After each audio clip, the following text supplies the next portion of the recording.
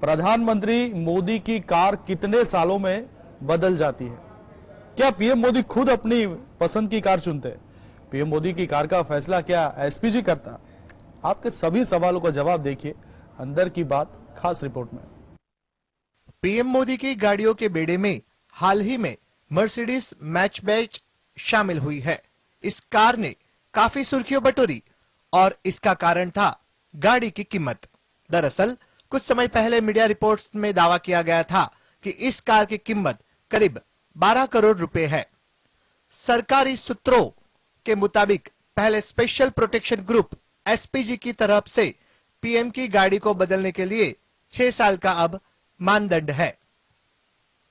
जब भारत के पीएम नरेंद्र मोदी बाहर के देशों में होते हैं तो उनकी 12 करोड़ की बीएमडब्ल्यू कार का क्या होता है? इसका जवाब है, पीएम मोदी के उड़ान भरने के एक हफ्ते पहले वहां के पीएम बोर्ड को अलर्ट करके वहां की सुरक्षा की तैयारी करना शुरू की जाती है और उड़ान भरने के 1 घंटे पहले एयरपोर्ट के चारों तरफ नो फ्लाई जोन करके उड़ान भरा जाता है। और आपको बता दें कि पीएम मोदी की फ्लाइट किसी लग्जरी होटल से कम नहीं होती और उस फ्लाइट में पीएम मोदी की सेफ्टी के लिए एसपीजी कमांडो के साथ साथ एनएसजी कमांडो भी तैनात होते हैं। पीएम मोदी के बीच इंडियन फोर्स के इंडियन आइडल जेट ब्लू होते हैं और ये फ्लाइट जेट की जानकारी बहुत कम लोगों को होती है। और जहां तक बात है बीएमडब्ल्यू कार की, तो कहीं कहीं उन्हें फ्लाइट जेट में पीएम मोदी की कार को लार करके ले जाया जाता है। हालांकि कार में शामिल फीचर्स पीएम मोदी की जरूरत और सुविधा को देखते हुए शामिल किए जाते हैं।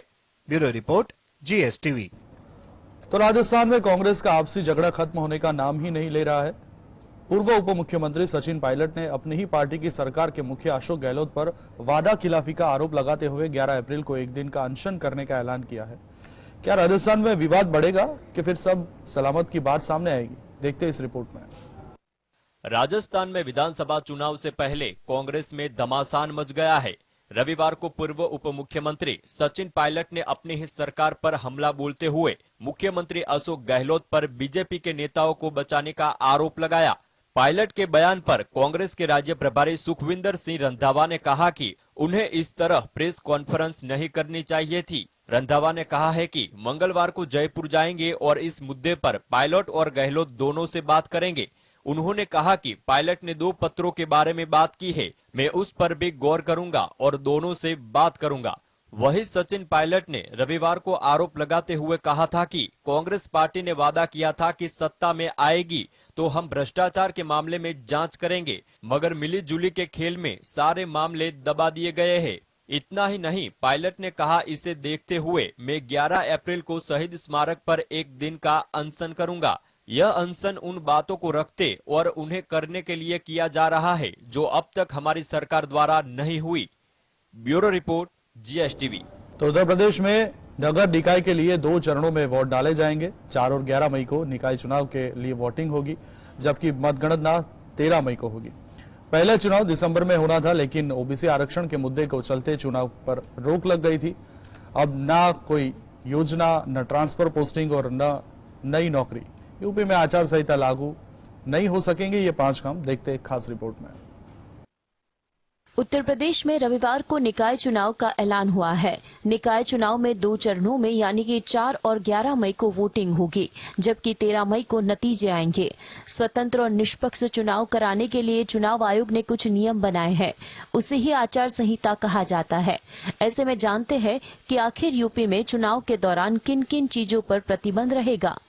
1. आचार संहिता में सरकार किसी भी सरकारी अधिकारी या कर्मचारी का ट्रांसफर या पोस्टिंग नहीं कर सकती। दूसरा, किसी भी तरह की नई योजना, निर्माण कार्य, उद्घाटन या शिलान्यास नहीं हो सकता।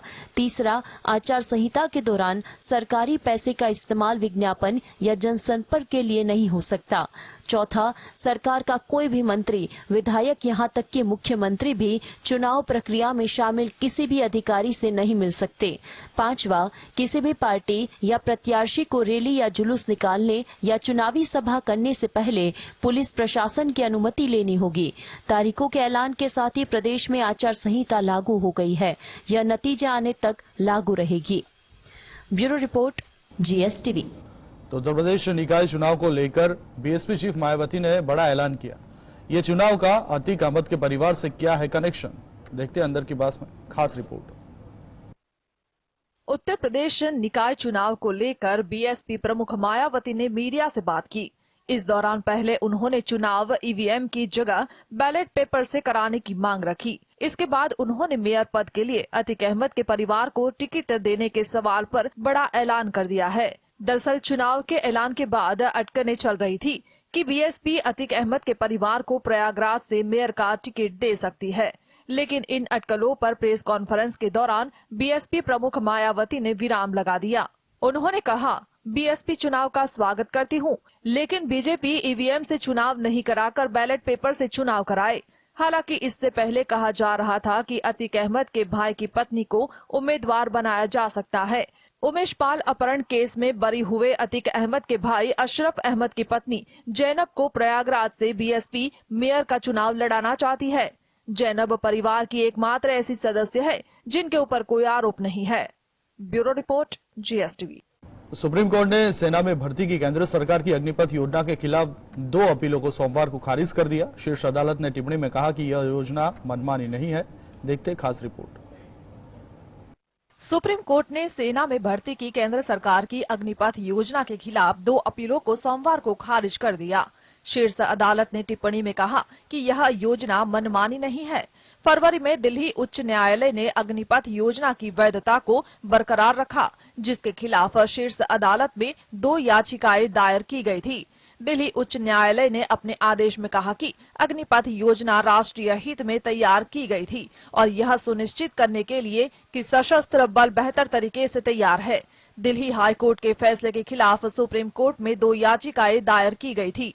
हालांकि पीठ अग्निपथ योजना शुरू करने से पहले भारतीय वायुसेना में भर्ती से संबंधित एक तीसरी ताजा याचिका को 17 अप्रैल के लिए सूचीबद्ध कर दिया। पीठ ने केंद्र से भारतीय वायुसेना में भर्ती से संबंधित तीसरी याचिका पर अपना जवाब दाखिल करने को कहा है। Bureau report, GSTV. तो राबड़ी देवी की इफ्तार पार्टी में बिहार के सीएम नीतीश कुमार और चिराग पासवान शामिल हुए। इस पार्टी में चिराग ने सीएम नीतीश कुमार के पैर भी छुए, जिसकी चारों ओर से चर्चा हो रही है। बिहार की पूर्व मुख्यमंत्री राबड़ी देवी ने रविवार को अपने आवास पर इफ्तार पार्टी का आयोजन किया, जिसमें मुख्यमंत्री नीतीश कुमार समेत महागठबंधन के अन्य नेता शामिल हुए। डिप्टी सीएम तेजस्वी यादव ने इफ्तार पार्टी में आए सभी मेहमानों का स्वागत किया। आरजेडी की इफ्तार पार्टी में नीतीश के अलावा पूर्व सीएम जीतन राम मांझी, जाप सुप्रीमो पप्पू यादव, जनता दल यूनाइटेड के राष्ट्रीय अध्यक्ष लल्लन सिंह शामिल थे। दिलचस्प बात यह है कि शुक्रवार को नीतीश कुमार के इफ्तार में शामिल नहीं हुए लोग जनशक्ति पार्टी प्रमुख चिराग पासवान राबड़ी देवी की इफ्तार पार्टी में शामिल हुए और नीतीश कुमार के मिलने पर चिराग ने उनके पैर भी छुए। सासाराम और बिहार शरीफ में हुई सांप्रदायिक हिंसा के बाद 2024 के लोकसभा चुनाव से पहले मुस्लिम वोट बैंक को लुभाने के लिए महागठबंधन के नेताओं द्वारा इफ्तार पार्टियों की झड़ी लगा दी गई है। खासकर इस कार्यक्रम में मंच पर जिस तरीके से लाल किला बताया गया था, उसकी वजह से भी सोशल मीडिया पर इसकी काफी चर्चा हुई थी। Bureau report, GSTV. तो भाजपा नेता और हिंदू यूनाइटेड फ्रंट के प्रमुख जय भगवान गोयल ने उत्तर पूर्वी दिल्ली में हिंदू राष्ट्र पंचायत का आयोजन किया।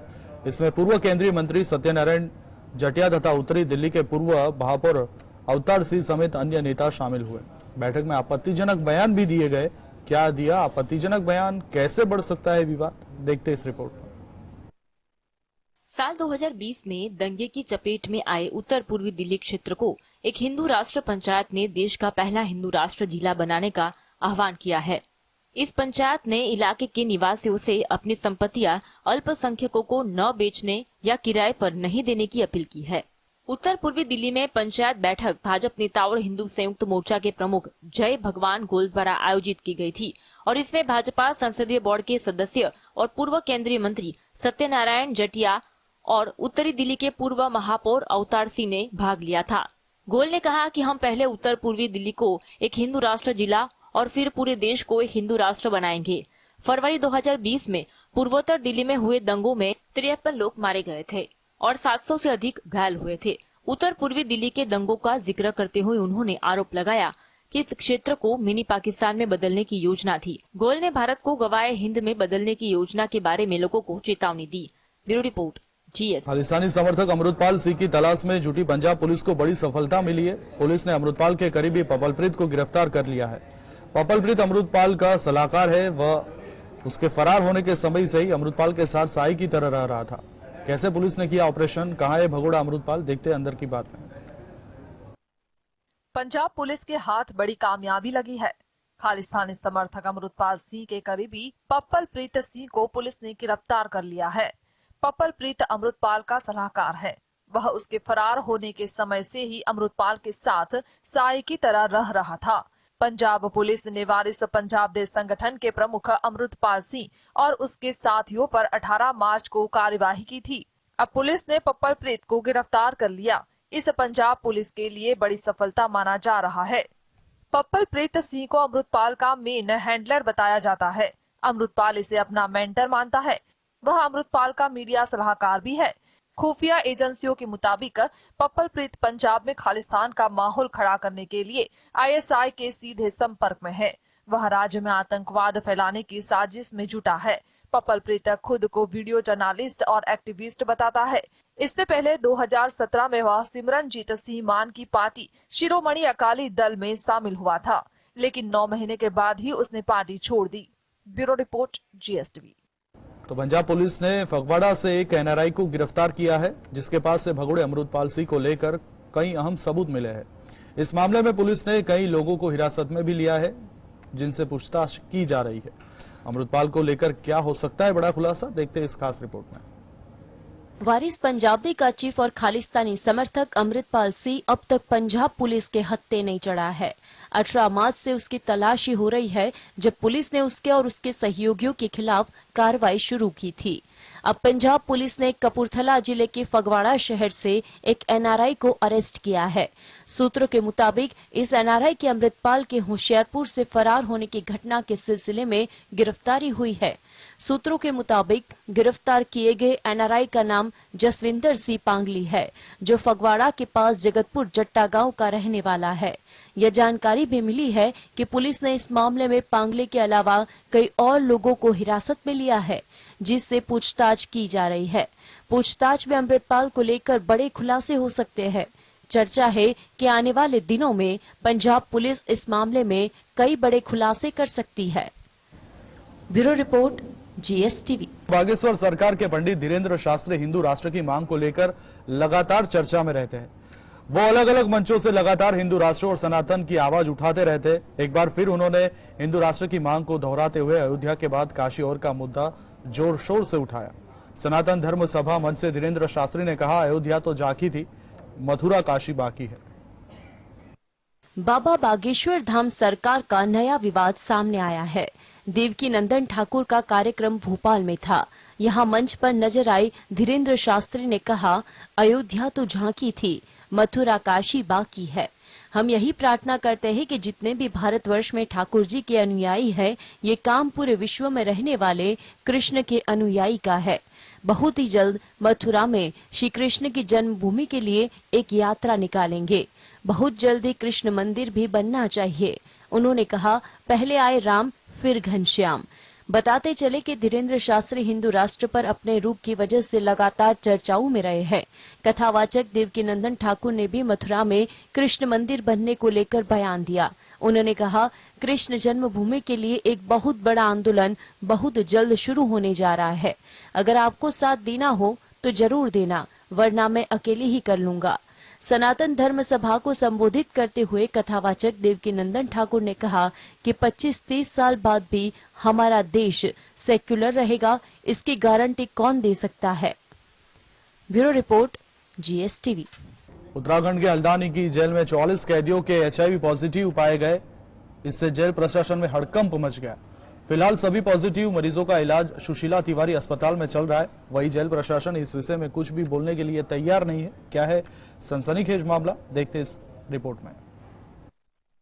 उत्तराखंड के हल्द्वानी की जिले में 44 कैदी HIV पॉजिटिव मिले हैं, जिसमें एक महिला भी शामिल है। जांच में जब 44 कैदी HIV पॉजिटिव पाए गए तो जेल प्रशासन में हड़कंप मच गया। हालांकि जेल प्रशासन इस विषय में कुछ भी बोलने के लिए तैयार नहीं है। सभी पॉजिटिव मरीजों का इलाज सुशीला तिवारी अस्पताल में चल रहा है। डॉक्टर परमजीत सिंह ने बताया कि जेल में महीने में 2 बार रूटीन चेकअप के लिए अस्पताल की टीम जेल में जाती है और सभी कैदियों की जांच की जाती है। जिन्हें ज्यादा परेशानी होती है उनका इलाज अस्पताल में किया जाता है। जेल प्रशासन भी अब कैदियों की रूटीन जांच कर रहा है, जिससे समय रहते HIV संक्रमित कैदियों का इलाज हो सके। HIV मरीजों के लिए ART सेंटर बनाया गया है। बहरहाल प्रशासन ने इस मामले में कुछ भी कहने से मना कर दिया है। हालांकि इस तरह के मामले को लेकर जेल प्रशासन पर कई सवाल खड़े हो रहे हैं। Bureau report GS। Air India की फ्लाइट ने सुबह उड़ान भरी थी। कुछ ही देर बाद एक यात्री ने हंगामा शुरू कर दिया, जिसके बाद वापस दिल्ली में लैंडिंग करानी पड़ी। क्या है मामला, देखते हैं अंदर की बात में। दिल्ली से लंदन जा रही एयर इंडिया की फ्लाइट में एक यात्री ने जमकर हंगामा किया। हंगामा इतना बढ़ गया कि फ्लाइट को वापस दिल्ली लौटना पड़ा। दिल्ली एयरपोर्ट पर एयरलाइन ने पुलिस में शिकायत दर्ज की।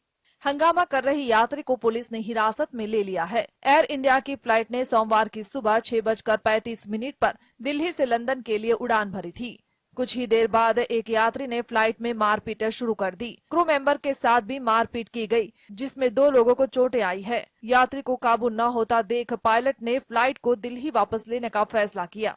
दिल्ली एयरपोर्ट पर उतरने के बाद हंगामा कर यात्री को पुलिस के हवाले किया गया। पुलिस ने FIR दर्ज कर ली है और आगे की कार्यवाही भी शुरू कर दी है। फ्लाइट को सोमवार दोपहर के लिए रिशेड्यूल किया गया। Bureau report GSTV। Kangana Ranaut को क्या इश्क हो गया है? फिलहाल सोशल मीडिया पर इसी बात की चर्चा हो रही है।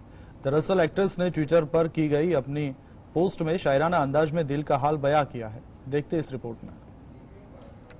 बॉलीवुड एक्ट्रेस कंगना रनौत लाइमलाइट में बने रहने का कोई मौका नहीं छोड़ती। एक्ट्रेस अपने सोशल अकाउंट पर लगातार पोस्ट कर तहलका मचाए रहती है। फिलहाल एक्ट्रेस की ट्विटर पर की गई एक रोमांटिक पोस्ट काफी वायरल हो रही है। इस पोस्ट के बाद यूजर्स को लग रहा है कि एक्ट्रेस की लाइफ में किसी समवन स्पेशल की एंट्री हो गई है। कंगना रनौत ने अपने ट्विटर हैंडल पर कैमरे के लिए पोज देते हुए अपनी कुछ स्टनिंग तस्वीरें शेयर की थी। इनमें क्लोजअप भी शामिल है। इसी के साथ एक्ट्रेस ने शायराना अंदाज में रोमांटिक पोस्ट भी लिखी। उन्होंने लिखा, इश्क वो आतिश है गालिब जो लगाने से लगती नहीं और बुझाने से बुझती नहीं। कंगना फिल्म इमरजेंसी में नजर आएंगी। इस फिल्म में उन्होंने दिवंगत Indian prime minister Indira Gandhi का रोल प्ले किया है।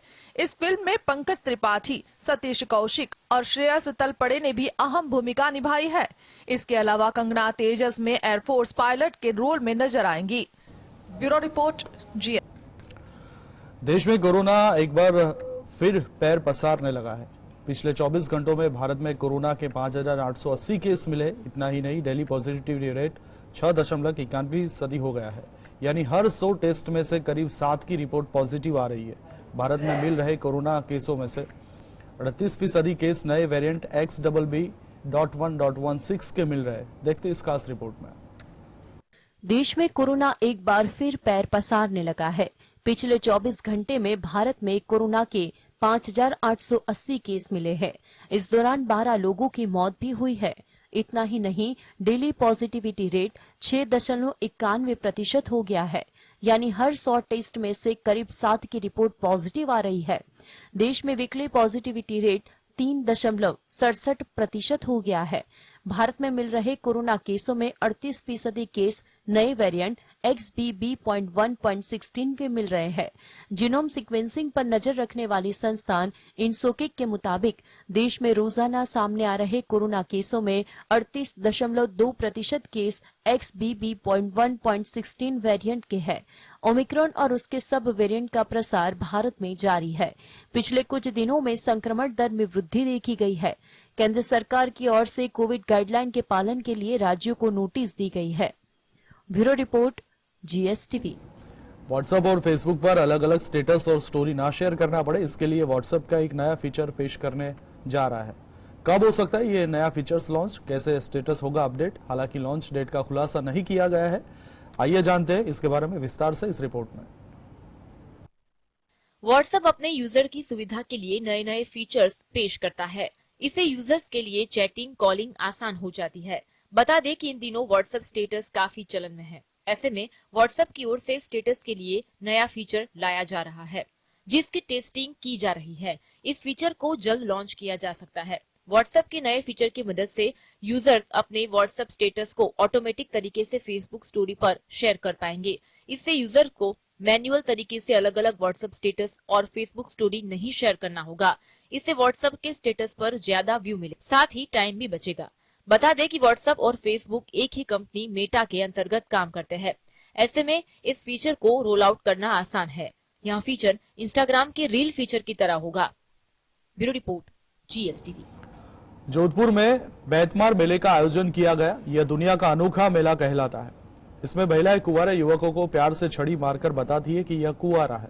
मान्यता है कि बैत मारने के बाद कुंवारे लड़कों की जल्द ही शादी हो जाती है। देखते हैं इस खास रिपोर्ट में। राजस्थान के जोधपुर में रविवार को बेतमार मेले का आयोजन किया गया, जिसमें बच्चों से लेकर बड़ों तक कई लोग रंग बिरंगी पोशाक पहने नजर आए। बता दें, यह दुनिया का सबसे अनोखा मेला कहलाता है।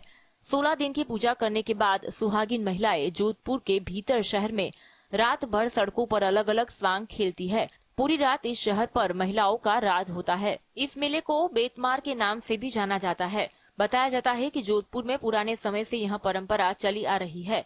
इसमें भाभी अपने देवर और अन्य कुंवारे युवकों को प्यार से छड़ी मारकर बताती है कि यह कुंवारा है। मान्यता है कि बेत मारने के बाद कुंवारे लड़कों की जल्द ही शादी हो जाती है। जोधपुर की स्थापना राव जोधा ने 1459 में की थी। मान्यता है कि मां पार्वती ने सती होने के बाद जब दूसरा जन्म लिया तो वह धींगा गवर के रूप में आई थी। Bureau report. 20 अप्रैल को सूर्य ग्रहण लगने वाला है। ज्योतिष में ग्रहण को अशुभ घटना माना गया है, लेकिन वैज्ञानिकों के लिए सूर्य ग्रहण एक ऐसा अवसर है जिससे उन्हें कुछ नया हासिल होता है। देखते हैं अंदर की बात में। साल 2023 का पहला सूर्य ग्रहण 20 अप्रैल को लगने वाला है। यह ग्रहण कई मायनों में खास होगा, क्योंकि यह हाइब्रिड सूर्य ग्रहण होगा, यानी कि एक ही दिन में सूर्य के 3 रूप नजर आएंगे। ग्रहण लगने की घटना को ज्योतिष शास्त्र और विज्ञान में बहुत ही खास माना गया है। ज्योतिषीय दृष्टिकोण से जहां ग्रहण लगने को अशुभ माना गया है, वही विज्ञान के लिए यह किसी अवसर के समान होता है। खासकर सूर्य ग्रहण की घटना से वैज्ञानिकों को कुछ नया जरूर मिलता है। लिहाजा सूर्य ग्रहण की घटना वैज्ञानिकों के लिए बहुत ही खास होती है। विज्ञान की नजर में ग्रहण एक महत्वपूर्ण खगोलीय घटना है। यह तब घटित होती है जब एक खगोलकाय जैसा चंद्रमा या कोई ग्रह किसी अन्य खगोलकाय की छाया के बीच आ जाता है।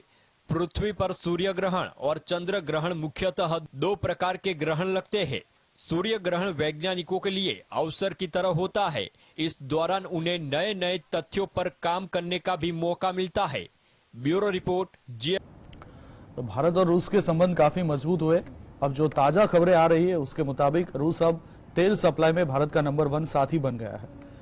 पहले यह स्थान इराक के पास था, मगर अब इस पर रूस का कब्जा हो गया है।